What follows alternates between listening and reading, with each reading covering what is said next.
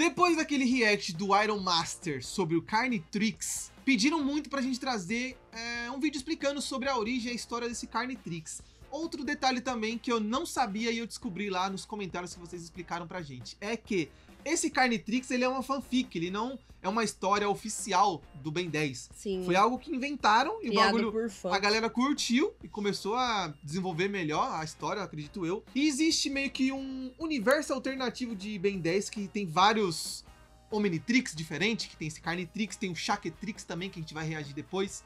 E a galera meio que criou esses outros relógios aí e criou outras histórias pra esses relógios. Explicaram isso pra nós no comentário, que é universo alternativo, que se chama AL. Bacana. A galera chama de AL. Uhum. Então, pra começar esse universo alternativo, vamos de Carnitrix, que é o relacionado ao som do Iron Master. Isso. Seria legal se o Iron Master trouxesse dos outros também, né? Música.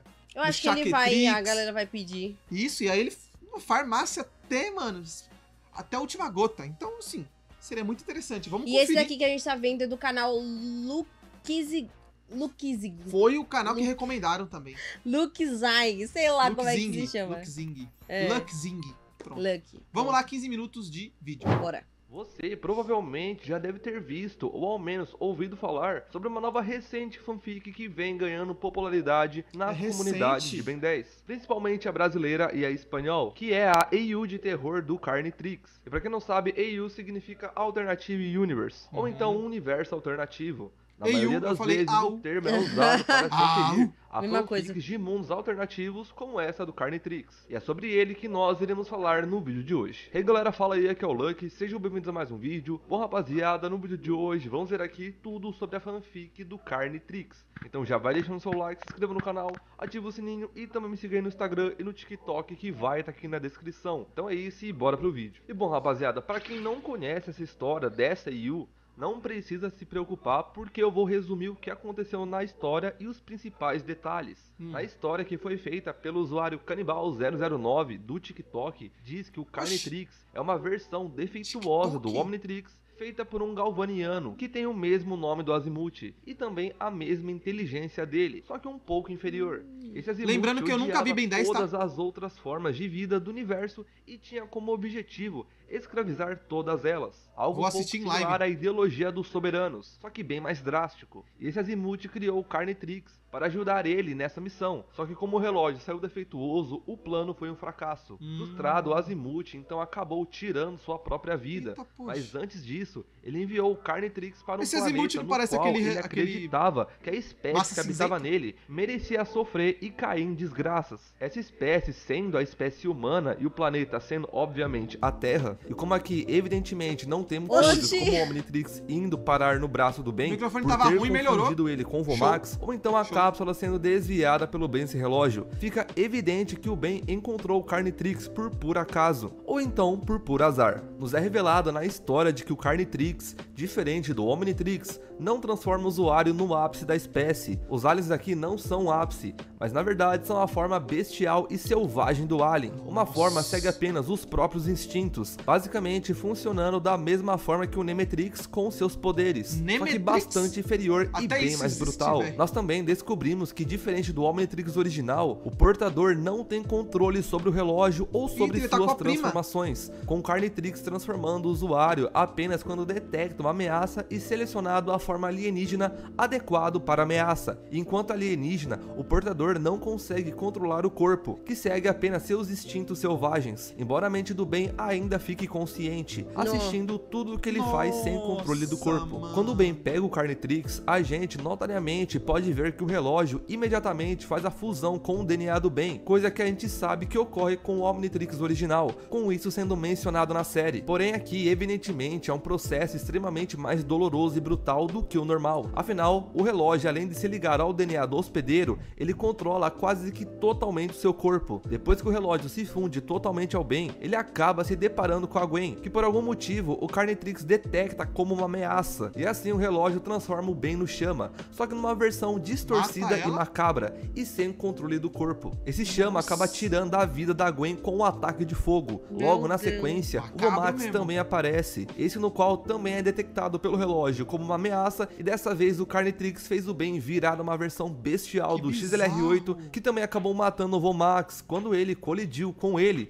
numa velocidade de 700 km por hora. Depois disso a história corta para nos mostrar que nesse mundo o Vilgax e o Tetrax atuam juntos como policiais espaciais, embora não fique muito claro se esses policiais são os encanadores. Os dois estavam indo atrás do Azimuth por ele ter criado o Carnitrix, e a única coisa que eles acabaram achando foi o corpo sem vida dele e uma mensagem que ele deixou antes de morrer, onde ele basicamente diz que se ele não poderia causar sofrimento, então outra pessoa faria isso por ele. Após isso a história volta para a Terra, onde é contado que o exército estava tentando parar o Ben, que aparentemente saiu numa onda de mortes descontrolada, e durante esse confronto o Carnitrix acabou transformando o Ben em um Sapien celestial, e com isso ele acaba eliminando a todos e eventualmente eliminando o próprio universo. Sobre essa forma do Alien X é explicada que ele não é puro, e por algum motivo possui uma quantidade considerável do DNA do Azimuth, o que o torna muito mais fraco que o normal. Esse Ben acabou saindo pelo multiverso afora,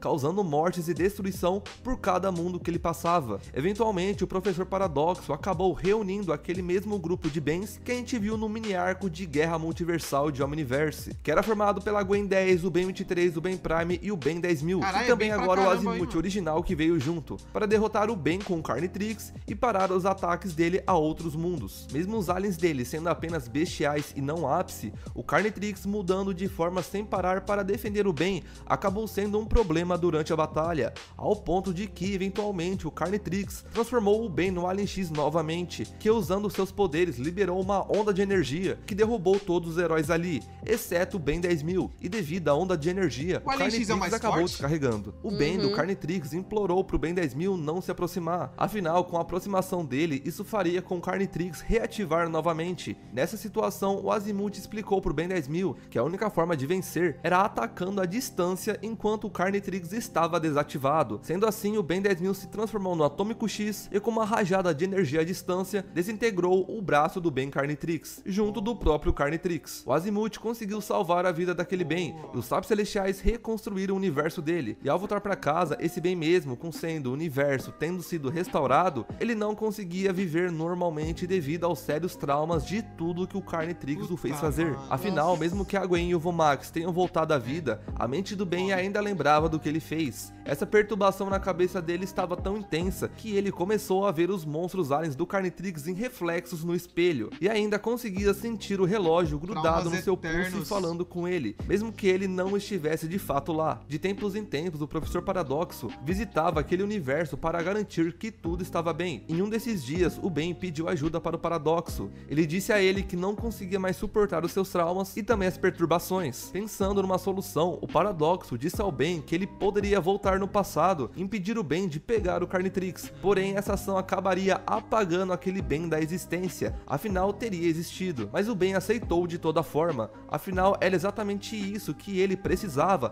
para se livrar de seus pesadelos. Voltando no passado, no momento exato que o Ben ia pegar o Carnitrix, o Ben do futuro se aproximou e gritou para sua versão criança não pegar o relógio, e isso funcionou, fazendo o Ben criança se assustar e sair correndo. E nesse momento, como o Paradoxo havia dito, o Ben do futuro começou a desaparecer. Agora, com toda essa história contada e explicada, agora vamos apontar alguns pontos interessantes em relação à história do Carnitrix em comparação com o que sabemos sobre a série original e entre outras coisas. E de primeira podemos começar falando sobre os designs dos aliens do Carnitrix, começando a falar do Chama. Ele possui basicamente a mesma aparência do Chama do clássico, com a diferença sendo seus olhos totalmente negros, com um deles apenas possuindo um olho, e sua boca distorcida com dentes. Embora essa feição não faça muito sentido com a biologia que conhecemos do Chama, principalmente sobre a boca dele, mas é claro que isso é apenas para representar a bestialidade que os aliens do Carnitrix têm e dar o aspectos de horror. A próxima transformação é o Quatro Braços, que diferente de sua contraparte da série original, é bem mais magro e fraco, o que faz sentido tendo em vista que as transformações do Carnitrix não estão no ápice da espécie como as do Omnitrix, e também assim como no Chama, o Quatro Braços possui algumas deformações em seu corpo corpo em seu rosto, com seu corpo sendo menor e corcunda. Em seu rosto, seus olhos são fundos e suas pupilas pequenas. E como ele tem 4 olhos, em cada lado há 2 olhos juntos um dos outros. E assim como chama, a sua boca está alongada e com um sorriso macabro. Agora, falando do XLR8, ele é provavelmente o que possui o corpo mais deformado, sendo muito mais corcunda que o 4 braços, ao ponto de ser quase um quadrúpede como besta. Também é notável que ao invés de suas garras, ele possui uma mão mais normal, embora frouxa e deformada. O XLR8 também está sem seu capacete natural, o que pode indicar ainda mais a fraqueza dos aliens em relação à sua versão aprimorada. E novamente, o rosto deformado com um sorriso retorna por aqui. E por fim, temos o Alien X, que não parece ter muitas deformações no corpo, exceto pelo seu corpo magro e fraco, semelhante ao do 4 braços. Seu rosto também possui os mesmos olhos e dentes macabros das outras transformações. E algo interessante sobre esse Alien X é de que ele é provavelmente o único alien do Carnitrix que possui algum tipo de consciência e que não age apenas por um instinto selvagem. Falando agora do próprio Carnitrix, ele é bem diferente do Omnitrix original, não possuindo os triângulos pretos nas laterais e muito menos um botão de ativação, ao invés disso tendo 3 tentáculos, nas quais o dispositivo usa para se ligar ao bem, que na história se demonstra um processo extremamente doloroso, assim como as transformações, que diferente da série original, no qual o processo de transformação é indolor, aqui o Ben sente cada mudança de cada transformação em tempo real. Tendo tudo isso em mente, está mais que claro que a vibe central da história do Carnitrix seria algo maduro, e sem sombra de dúvida sim, sombrio é claro, macabro com certeza, mas principalmente, acima de tudo, há um foco extremo no gore, que seria a carnificina. Toda a história tem um enfoque grande na violência, e isso destoa em extremo do resto da ambientação que predomina em Ben 10. Mas é claro, tivemos força alienígena e supremacia alienígena, mas mesmo sendo lá, apesar de haver um toque em temas pesados como sequestro, transtornos mentais e até morte, o nível de violência que realmente envolva órgãos expostos e tudo mais é bastante controlado. Quase não vemos sangue na série, e se considerarmos outras séries para além de força alienígena e supremacia alienígena, a vibe parece destoar ainda mais do tema central da série. O clássico é quase que um show de bebê perto do universo do Carnitrix. O Omniverse é ainda mais esperançoso e de certa forma bem mais leve. O reboot nem se fala então. Com isso tudo em mente, podemos mais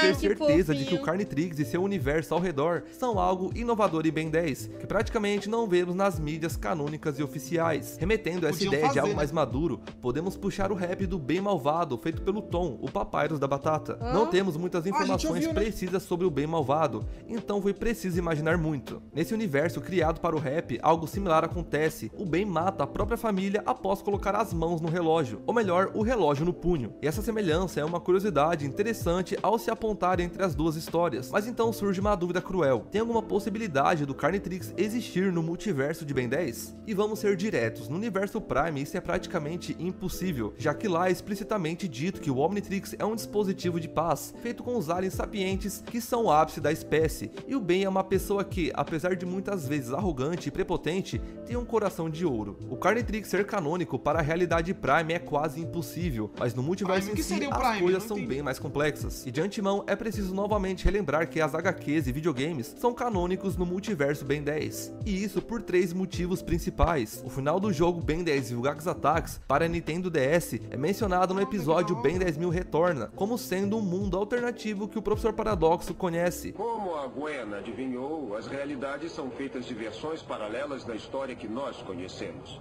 Há centenas delas. Um mundo em que o Albedo se transformou no Alien X e ficou preso por volta de 1 ano. E além disso, o Dan Corroleal, co-criador de Ben 10, diz que as HQs foram feitas com intenção de serem mantidas no canone. E por fim, apesar de realmente existirem falas de diretores que negam a canonicidade das HQs, e a Wiki Internacional realmente destaca que eles não consideram HQs e videogames como canônicos. E todas as falas de diretor que negam a canonicidade das HQs são baseadas no argumento de que algumas delas contradizem a linha do tempo principal. Porém, a dimensão 23 contradiz a linha do tempo principal, afinal quase tudo lá é azul, e ainda assim era canônica no multiverso. Então podemos assumir que tudo nas HQs que não contradiz nada na série é canônico na Terra Prime, e o que contradiz ainda é canônico, mas em mundos paralelos. E agora que entendemos isso, é preciso colocar um fato crucial na mesa. Em Ben 10 Omniverse é dito que não existe nenhum Azimuth do mal no multiverso. A maior mente da galáxia é o Azimuth.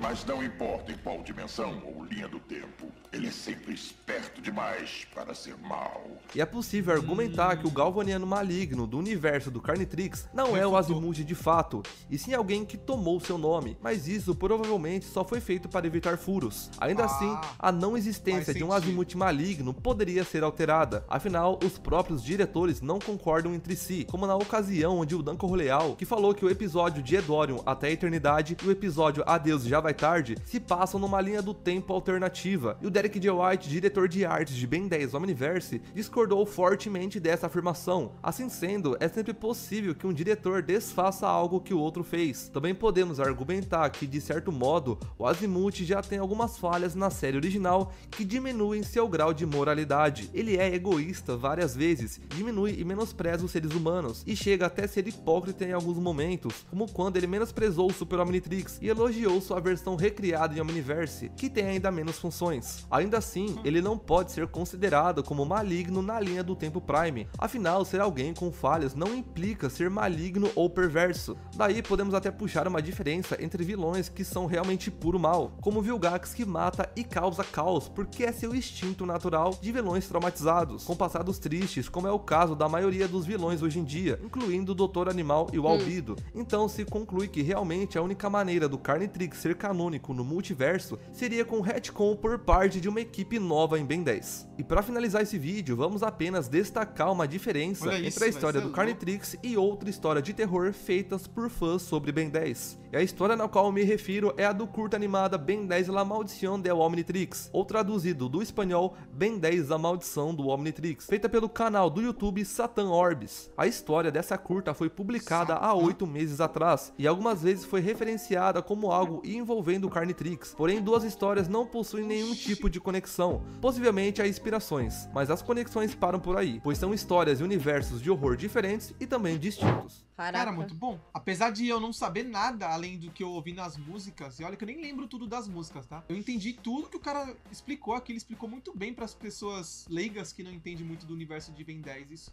foi muito legal. Achei bem interessante, inclusive, essa história aí do Carnitrix. Eu já tinha toda essa curiosidade a partir do som, né, do Iron Master. E aqui ele explicando tudo detalhadamente, deu pra entender tudo certinho. Sim. E, tipo assim, tá chato hoje, ultimamente, por conta disso, né? Eles não querem fazer umas coisas tudo gore, tudo pra criança, e transforma desenhos que a gente gostava em desenhos Tibi, que nem Jovens Titãs. Pra mim, mano, estragaram os Jovens Titãs. E aí eu vi ali que Ben 10 também virou Tibi, mas ficou fofinho até. Mas são fofinhos, né, esses tibizinhos. Mas, mano, eu gostaria... aí fica muito infantil, né? É. A gente queria algo mais, digamos... mais adulto pra nós mesmo, pra jovem. Violento. Gore. É, violento, sangue, carnificina. Não, tipo assim, é legal ter uma versão assim. Só que o problema é que as crianças iam querer ver. Só pelo fato de ser Ben 10 ia atrair crianças. Acho que é por isso que não fazem por isso. Os pais têm que estar atentos. Por isso que não fazem. Não é Mas nóis. aí, galera, a gente vai reagir depois do Shaketrix e ver o que é um Shaketrix, tá? Sim. Deve ser uma versão, talvez não macabra, mas uma versão diferente também do Omnitrix. E é isso. Deixa o like aí, recomenda mais vídeos. Tchau. É nóis. Fui.